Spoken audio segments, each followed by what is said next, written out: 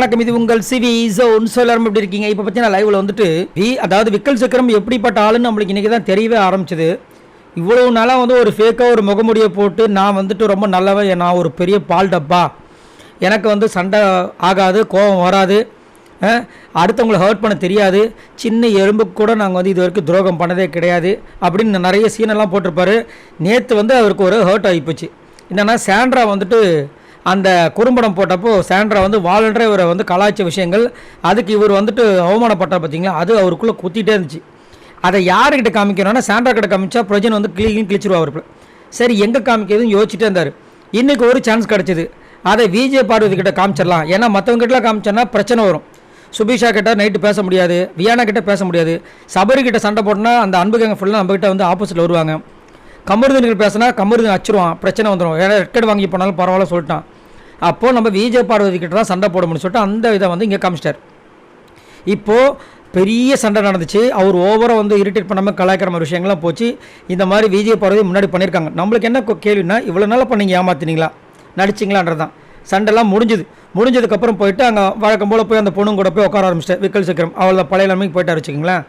இப்போது அவங்களுக்குள்ள ஒரு ஆதங்கம், நம்மளை வந்துட்டு நம்ம சபரி வந்துட்டு தள்ளினா அதை வந்துட்டு ஏன் யாருமே கேட்கல, அதுவும் வந்துட்டு சும்மா நார்மலாக புஷ் பண்ண மாதிரிலாம் இல்லை, ரொம்ப அரகண்டாக தான் பிஹேவ் பண்ணார்.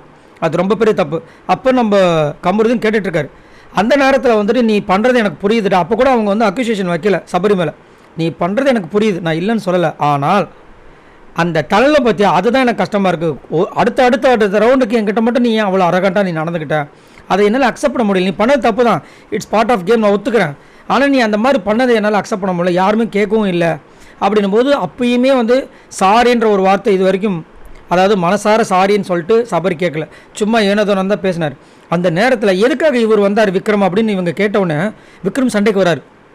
என்ன ஏன் பேர் எடுக்கிறாங்கன்னு, ஏன்பா எதுக்கு இப்போ பால் அப்பப்போ பொங்குற மாதிரி சிம்மில் வச்சு திரும்ப ஏற்றினவுடனே பொங்குமே, அந்த மாதிரி பொங்கிட்டே இருக்காரு. எனக்கு சத்தியமாக புரியல. உடனே கம்பருது நாங்கள் போய் 2 லெஃப்ட் ரைட்டு விட்டார்.